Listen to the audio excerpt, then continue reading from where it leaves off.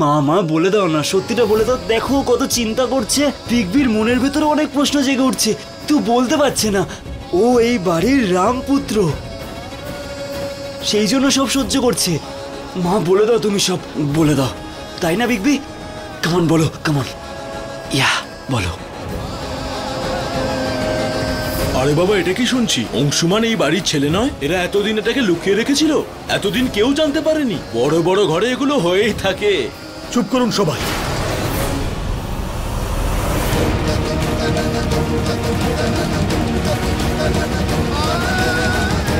কি জানতে চান আপনারা?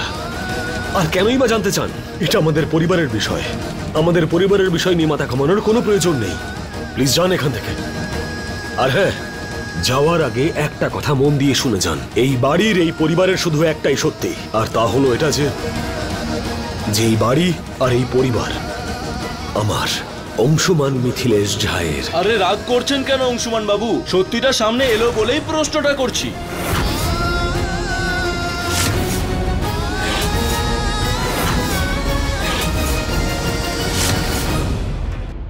ক্ষমা করবেন, কিন্তু আপনাদের এই প্রশ্ন করার অধিকার কে দিয়েছে? আর আপনারা শুনলেন না যে অংশুমান একটু আগে কি বলল? এটা ওর বাড়ি, এটা ওর পরিবার, এটাই হলো আসল সত্যি। আর হ্যাঁ, এটা আমাদের পরিবারের ব্যাপার, আমরা নিজেরাই সামনে নেব। দেখুন, আপনাদের কাছে অনুরোধ যে দোলে যে অনুষ্ঠান ছিল তা শেষ হয়েছে। এখন আপনারা যে যার বাড়ি যেতে পারেন। কারোর কোনো ধরনের অসুবিধা হয়ে থাকলে আমি ক্ষমা প্রার্থী। মা মা বলো না প্লিজ, বিগবি কার ছেলে, কোথা থেকে এসছে? প্লিজ বলে দাও না মা, সত্যিটা বলে দাও মা, বলে দাও। আমার খুব টেনশন হচ্ছে, আমি সত্যিটা জানতে চাই, বলো না প্লিজ। মা তুমি সত্যিটা বলে দাও না মা, প্লিজ বলো না মা। চলো ওঠ নন্দন, ওঠ। উঠে গেছি।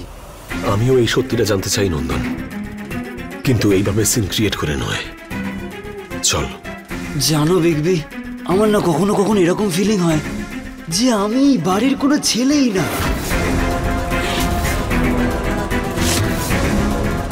হ্যাঁ, তুমি জানো, কারণ সবার ফেভারিট একমাত্র তুমি বিগবি। হ্যাঁ, তুমি সেন্টার পয়েন্টে, তুমি। এটা কি করে হতে পারে হ্যাঁ, যে তুমি রায় বাহাদুর বংশের ছেলেই নও? এটা ইম্পসিবল। হ্যাঁ, তুমি আমার বিগবি। ইয়া ইয়া তুমি আমার বিগবি। সত্যিটা স্বীকার করতে হয় নন্দন। চল ঘরে যাবি, আয় চল। আরে এক মিনিট, কি সত্যি বিগবি? তোমার কষ্ট হয় না এখানে? তোমার কষ্ট না হয় তো রাগ হয় না? কষ্ট হয়, ভীষণ কষ্ট হয় আমার।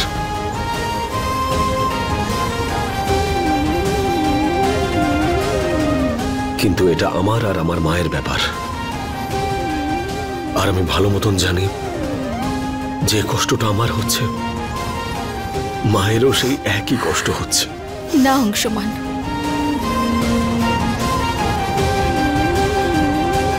তোমার মনে যে কষ্ট হচ্ছে, পরিবারের প্রত্যেকের মনে সেই কষ্টই হচ্ছে। এই পরিবারে আঘাত নিশ্চয়ই একজনের লেগেছে, কিন্তু কষ্ট সবার হচ্ছে। সকলে ততটাই ব্যথা পাচ্ছে যতটা তুমি পাচ্ছ।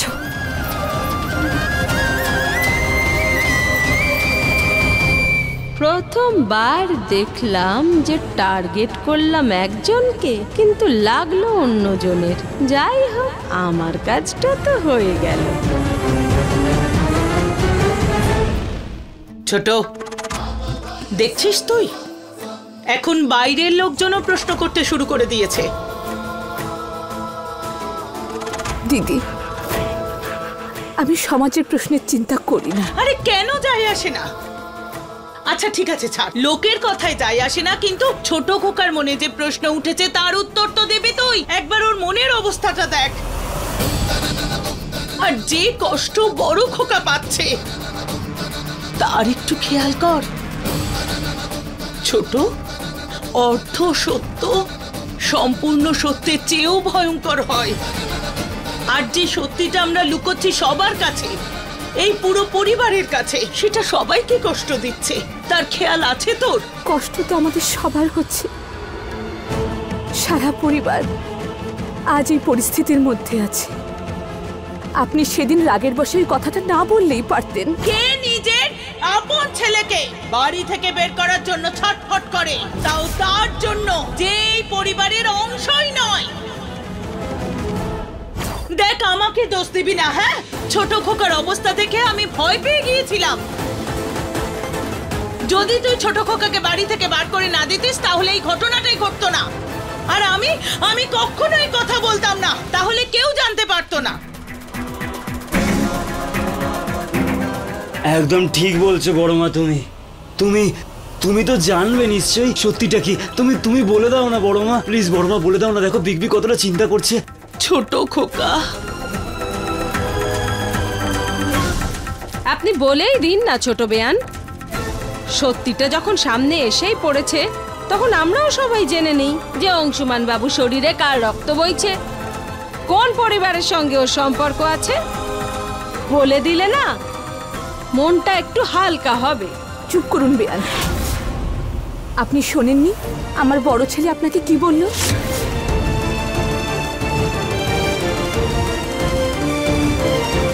এই বিষয়টা আমার আর আমার বড় ছেলের মধ্যেই থাকুক। এটা আমাদের পারিবারিক বিষয়। আপনি এসবে নাক না গলালেই ভালো। আমি চুপ করে আছি তার মানে কিন্তু এটা নয় যে আপনি যা খুশি তাই বলবেন। আমরা রায় বাহাদুর পরিবারের ছেলের সঙ্গে বিয়ে দিয়েছিলাম, কোনো রাস্তার ছেলের সঙ্গে নয়। থামো এবার তুমি মামি।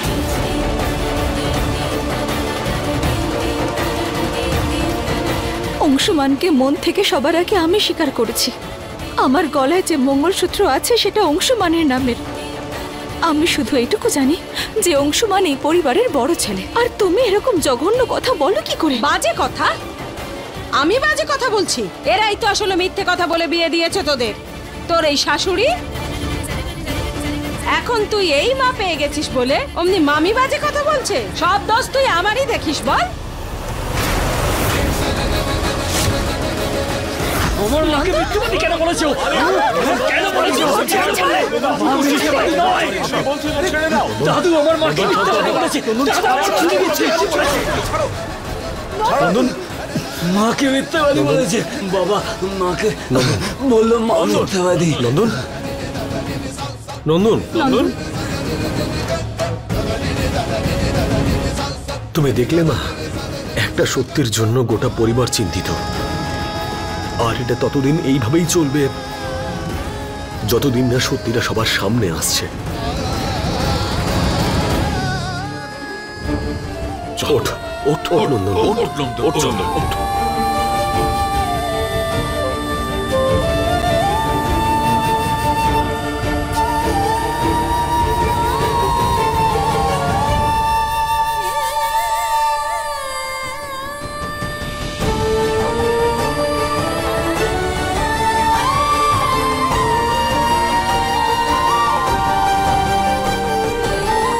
মামি, আমার পরিবার খুব বিপদের মধ্যে দিয়ে যাচ্ছে। প্লিজ আমার পরিবারের সমস্যা আর বাড়িয়ে তুলো না তুমি।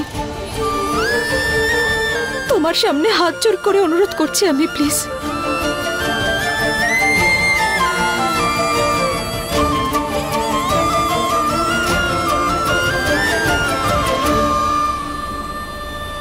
অংশুমান জীবনের এমন এক চক্রব্যূহতে ফেসে গেছে যেখান থেকে ওর বেরিয়ে আসা জরুরি। না হলে ও ভেতর ভেতর ভেঙে গুড়িয়ে যাবে। আমি কথা দিয়েছি ওর পাশে থাকবো বলে, কিন্তু সুরভি মায়ের কষ্টটাও আমি বুঝি। হে প্রভু মহাদেব, তুমি পথ দেখাও আমায়।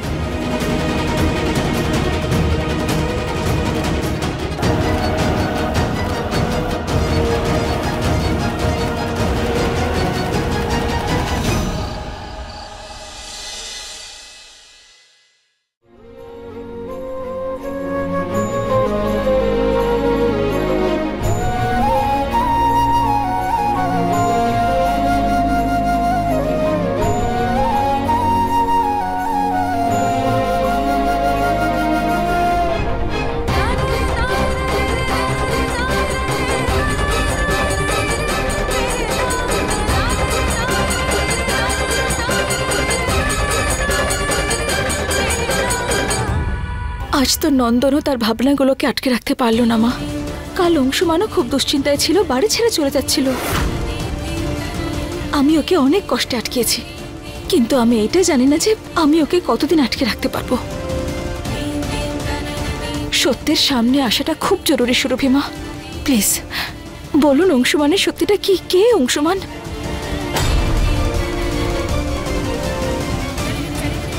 অংশুমানের সত্যি শুধু এটাই যে ও আমার ছেলে, রায়বাহাদুর পরিবারের ছেলে। বাকি সব মিথ্যে। সুরভিমা, বাস্তব আর কল্পনার মধ্যে এটাই তো আসল তফাৎ মা। কল্পনা বাস্তবকে চেপে রাখার চেষ্টা করতেই পারে, কিন্তু তাতে বাস্তবটা কোনোভাবেই বদলে যায় না। মনকে আমরা যে করেই হোক শান্ত করে নিতে পারি, কিন্তু মাথাকে? অংশুমানের কি এতটুকু জানারও অধিকার নেই যে সে কে, ওর শরীরে কার রক্ত বইছে? সুরভিমা, অংশুমানকে না হলেও আপনার সুমনাকে তো বলতে পারেন যে সত্যিটা কি, অংশুমানের পরিচয় কি।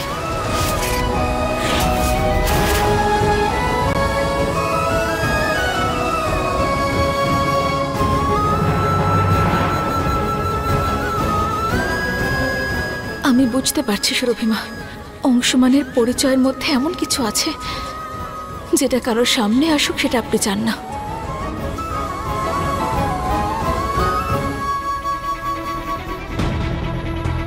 সত্যিটাকে যতই লুকিয়ে রাখিস ছোট, সত্যি এক না একদিন বাইরে আসবেই। তুই চুপ করে থাকবি, আমি কিছু বলবো না ঠিকই, কিন্তু সত্যিটা একদিন সবাই জানতে পারবে।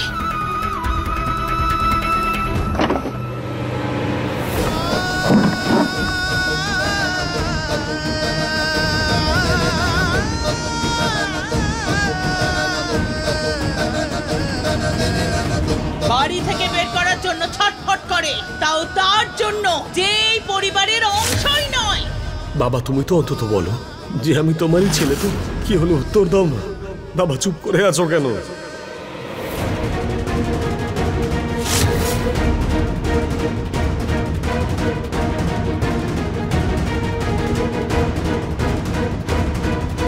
কি করছো তুমি?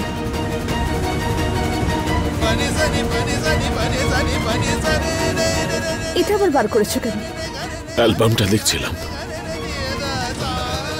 এটা শুধু অ্যালবাম নয় গো, এটা একটা বোমা। বোমা এটা। যদি এটা অংশুমানের কাছে যায় তো সর্বনাশ হয়ে যাবে, সবকিছু শেষ হয়ে যাবে। তুমি তো জানো এর প্রতিটি ছবিতে সেই সত্যিটা লুকিয়ে আছে। এটা শুধু অংশুমানের কাছ থেকেই নয়, পুরো পরিবারের কাছ থেকে সরিয়ে রেখেছি। সুরভি, পরিবারে যেভাবে মন কষাকষি বাড়ছে তাতে আমার মনে হয় যে পুরো পরিবারের সামনে অংশুমানের সত্যটা বোধহয় চলে আসা উচিত। না গো, একদম না। যদি অংশুমান এই সত্যিটা জানতে পারে তাহলে তাহলে আমরা ওকে হারিয়ে ফেলবো, আর এই পরিবারও ওকে হারিয়ে ফেলবে। আর অংশুমানও এই পরিবার থেকে দূরে সরে যাবে গো। আর আমার জীবদ্দশায় আমি এটা হতে দিতে পারি না।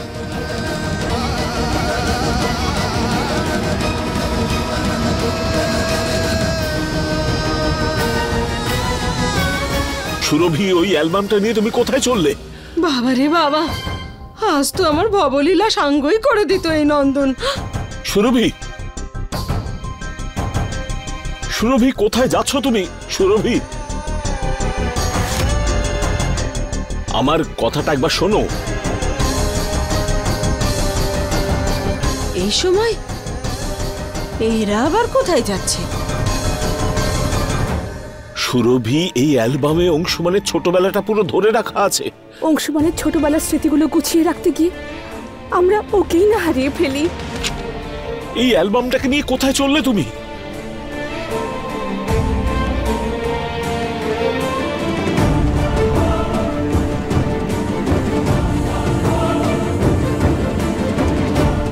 এই ফটো নিশ্চয়ই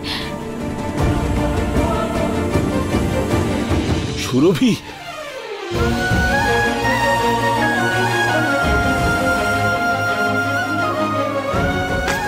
সুরভি, এসব কি করছো? কেন করছো তুমি? একবার মাথা ঠান্ডা করে ভাবো। দেখো, আমি যা করছি ভেবেচিন্তেই করছি। এমনটা করো না, এইটুকুই তো স্মৃতি রয়ে গেছে আমাদের কাছে, সেটা যদি তুমি পুড়িয়ে দাও তাহলে আর বাকি থাকলোটা কি?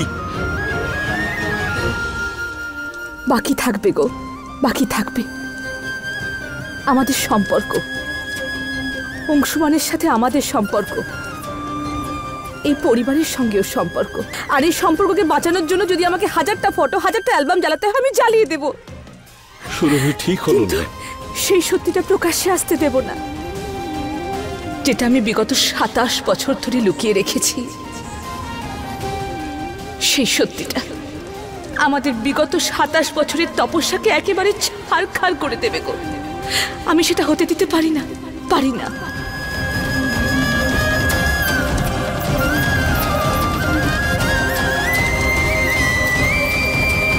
সুরভি মা, বাবা, এই একটা ফটো রয়ে গেছে।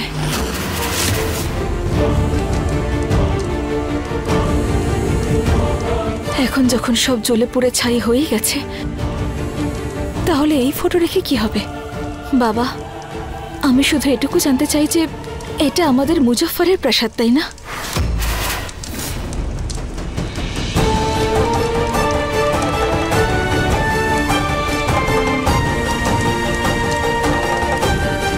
এটার মানে হলো অংশুমানের অতীত জীবন মুজফফরপুরের সঙ্গে জড়িত আছে। থামো সুমনা,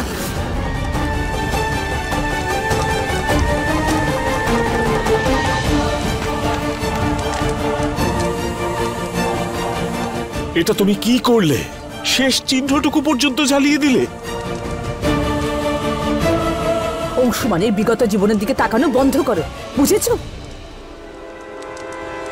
আর একটা কথা ভালো মতো মনে রেখো, আমার আর আমার ছেলের মাঝখানে কোনোদিন এসো না। আমি তোমায় শেষবারের মতো বলে দিচ্ছি কিন্তু।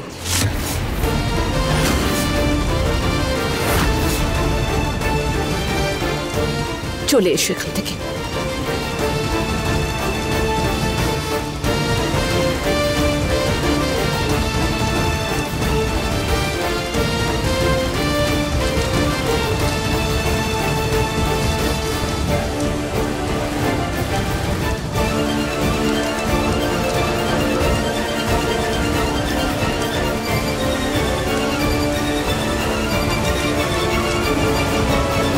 আমাকে ক্ষমা করে দেবেন সুরভিমা, আমিও আপনার আর অংশুমানের মধ্যে কখনোই আসতে চাই না। আমি অংশুমানকে জীবন সঙ্গী হিসেবে বেছে নিয়েছি, আর জীবনের প্রতিটা পদক্ষেপে ওর পাশে আছি আমি। এই ছবিগুলোকে পুরো ছাই হওয়া থেকে আজ বাঁচাতে পারলাম না, কিন্তু আমি শপথ করছি আমি এই পরিবারের ভেঙে যাওয়া সম্পর্কগুলোকে আবার জুড়ে দেব।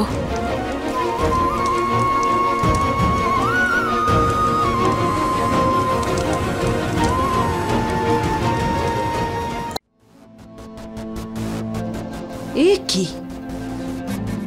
কি জানি কি কি ছাই হয়ে গেল এই আগুনে, কিন্তু আমি তো এই আগুন নিভতে দেব না। হাওয়া দিয়ে এটা আরো বাড়াবো।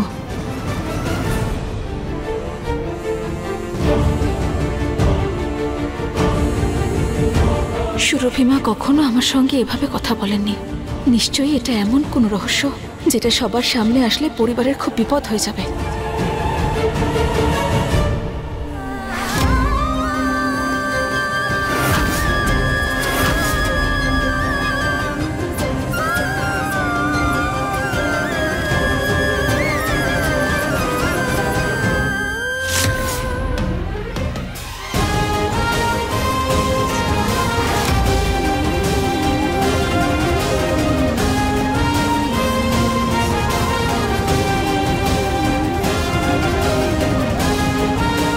মা সুমনা, এই প্রদীপের আলো বাড়ির মঙ্গল করে,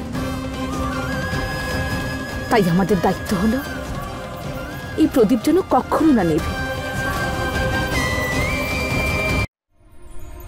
মা সুমনা, একটা বিষয় লক্ষ্য রেখো মা, আজ তুমি যে ছবিটা দেখেছো আর যে অ্যালবামটাকে পড়তে দেখেছো, সে কথাটা নিজের মনের মধ্যেই রেখো মা। মনে করো তুমি যেন কিছু দেখোই নি। এই কথাটা কোনোভাবেই যেন অংশুমানের কানে না পৌঁছয় মা, নইলে আমরা শেষ হয়ে যাব। না সুরভি মা, প্লিজ আপনি এভাবে বলবেন না। এই পরিবারে বউ হয়ে আসার আগে আমাকে আপনি মেয়ে বলে মেনেছেন, আর এক মেয়ে তার মায়ের মুখ থেকে এরকম কথা কখনোই শুনতে পারে না। প্লিজ আজকের পর আপনি এভাবে কোনোদিন বলবেন না।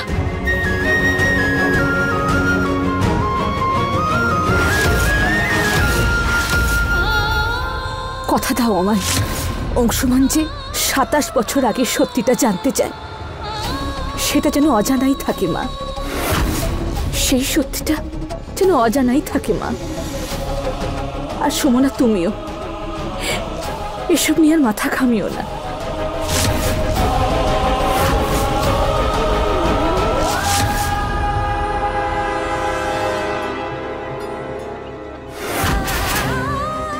আমি তোমাকে কথা দিচ্ছি মা, যে সত্যিটা যাই হোক, আর সেই সত্যির প্রভাব আমার জীবনে যেরকমই হোক, আমার কিচ্ছু যায় আসে না।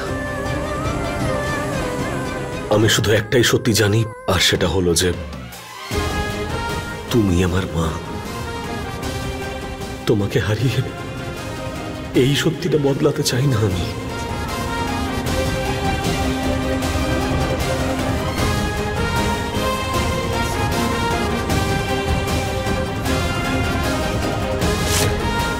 হে ভগবান, আমার ঘাড় যতই ভাঙুক এদের বাঁধন তো কাটলো না। আমার ঘর যখন ভেঙেইছে তখন আমি এই বাঁধন কেটেই ছাড়বো।